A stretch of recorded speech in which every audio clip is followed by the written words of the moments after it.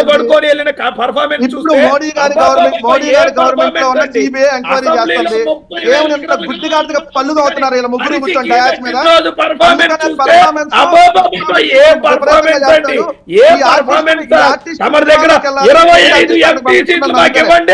మోడీ మీద వచ్చుతామని పర్ఫార్మెన్స్ చేశాడు ప్రత్యేక హోదా పర్ఫార్మెన్స్ అండి. ఇదేంటి పర్ఫార్మెన్స్ అంటే ఇది కదా ఇది కదా మాట్లాడుకోవాల్సింది. రామారావు గారు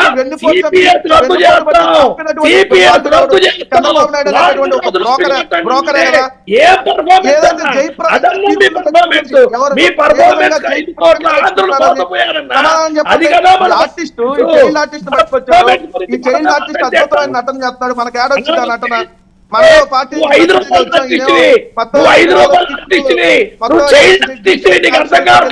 మీ నాయకుడు అడుగు. మీ నాయకుడు మల్టీ మీ నాయకుడు మల్టీ ముద్దులు పెట్టేస్తాడు. గుర్తు పెట్టుకో. ఎందుకంటే వాళ్ళు అవమానించినట్టు వెంకటరెడ్డి గారు వాళ్ళు వెంకటరెడ్డి గారు వెంకటరెడ్డి గారు వాళ్ళు మాట్లాడితేనే కదండి మీకు అర్థమయ్యేది. మాట్లాడితే ఏమర్థం? ఒక్క నిమిషం వర్మ గారు, మీరు ఆ చైల్డ్ ఆర్టిస్ట్ నతను గుర్తించట్లా. అద్భుతంగా పర్ఫార్మెన్స్ గుర్తించండి సార్ ముందు అర్జెంటుగా. ₹5 ఆర్టిస్ట్ ఈ ₹5 ఆర్టిస్ట్ మమ్మల్ని మాట్లాడాడు. ఆయన సోచి చెప్తాడు.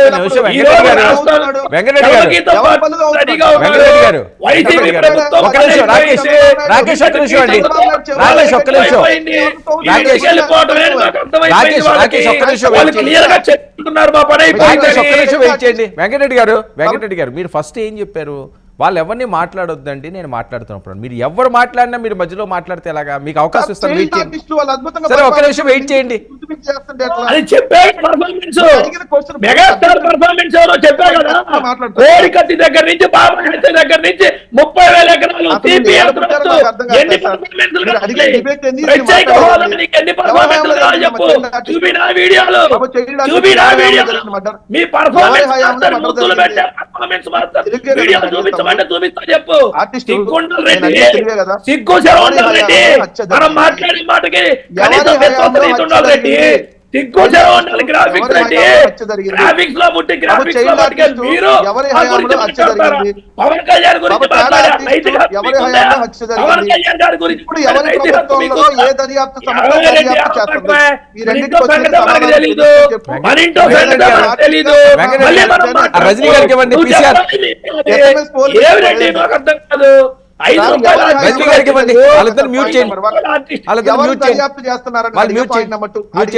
రజనీ గారు రెస్పాండ్. రజనీ గారు ఏం జరగబోతుంది, ఏం చేయబోతున్నారు, ఏ టీం వెళ్ళబోతుంది? పవన్ కళ్యాణ్ గారు గెలిపించుకోవడానికి అది ఏమైనా ఉన్నదా స్కెడ్యూల్? పవన్ కళ్యాణ్ గారు ఎప్పుడు ప్రచారానికి వెళ్తారు? సార్ ఏదైతే మనకి వర్మ గారు ఇచ్చిన స్టేట్మెంట్ ప్రకారం నేను ఖచ్చితంగా దగ్గరుండి గెలిపించుకుంటాను, బంగారు పళ్ళంలో మెజారిటీ అర్పిస్తాను. అదే రకంగా వంగా గీత గారేం పరాయోళ్ళు కాదండి. ప్రజారాజ్యంలో పాపం మా సానుభూతి పరులు. మేము అక్కడ సీట్ ఇస్తే గెలిచిన ఆవిడ. అదే రకంగా ఆవిడకి ఆపోజిట్ గా వేసిన ఆయన పాపం ముద్రగడ గారు. ఈ రోజు ముద్రగడ గారు మళ్ళీ ఎలక్షన్ కు ముందు నిద్రలేచి బయటకు వచ్చి ఈ రోజు ఆయనకి ప్యాకేజీ పోస్టులో అందిందేమో బహుశా. ఆయన తగ్గట్టుగా ఈ రోజు మొలతాడు, ఇంకోటి మొనగాడు అంటూ మాట్లాడుతున్నారు. ఈ రోజు గతంలో ఎప్పుడు అలా మాట్లాడినవి ఆయన కాదు. ఆయన కూడా మేమైతే విమర్శిస్తామేమో కానీ మా అధినాయకుడు ఎప్పుడు కూడా విమర్శించడండి, వయసుకి ఇచ్చినటువంటి మర్యాద. కానీ మేము మా నాయకుడు అన్నారని కోపంతో మేము విమర్శించడం తప్ప అంతకు మించి ఆయన మీద మాకు ప్రత్యేకమైన ఇబ్బంది ఏం లేదండి. ఎందుకంటే రిజర్వేషన్ అయిపోయిందన్న బాధ తప్ప ఇంకోటి ఏం లేదు. సో వీటన్నిటికంటే మించి పిఠాపూర్ నుంచే పోటీ చేస్తారు, భారీ మెజారిటీ గెలిపొస్తుంది. మా రెడ్ అన్నకి మేము తరిమి కొట్టారు గిఫ్ట్ ఇస్తాము. అదే రకంగా చైల్డ్ ఆర్టిస్టు, పెయిడ్ ఆర్టిస్టులు ఈ మాటలు కాదండి. ఈ రోజు జరిగిన వాస్తవాలు చెప్పుకుంటూ వస్తుంటే ఈ రోజు కుటుంబంలో జరిగిన హత్యా ఉదంతాలకి వాళ్ళు ఎంత బాగా నటించి రాష్ట్రంలో 5 కోట్లని పిచ్చి వాళ్ళని చేసింది మాకు తెలుసు. అది కత్తి గాల్లో ఎగిరి వచ్చి పొడుచుకొని రక్తం గుచ్చుకొని కారిపోయిందా? మరి వైజాగ్ లో ట్రీట్మెంట్ తీసుకోకుండా హైదరాబాద్ ట్రీట్మెంట్ ఎందుకు తీసుకున్నారు? అంత ఘటన గొడ్డలిపోటు తుట్లుగా పొడిచి ఒక బాడీకి కుట్లేసి ప్యాక్ చేసి పక్కన పెట్టిన పరిస్థితి కూడా మేము చూసాం కదా. వీటన్నిటికంటే మించి ఈరోజు పవన్ కళ్యాణ్ గారి గురించి రెడ్డన్న మొగోడా అని చించుకుంటుంటే దానికి సమాధానం ఓట్లతో చెప్పి ఎలక్షన్ తర్వాత తరిమి కొట్టారు రెడ్డన్న. ఎవరిది నిజం అనేది మోసపోవడానికి సిద్ధంగా లేరు రాష్ట్ర ప్రజలు. రాడు చంపడానికి చిన్న రాడు. ఆ చంప ఈ చంప వాయించినట్ట 136 చోట్ల పోటీ చేస్తే 120 చోట్ల డిపాజిట్లు అయిపోయిందండి. ఇప్పుడు సంగతి మాట్లాడండి. అట్టన కొట్టడం అంటే ఏంది సార్ తరిమి కొట్టేది వీళ్ళు?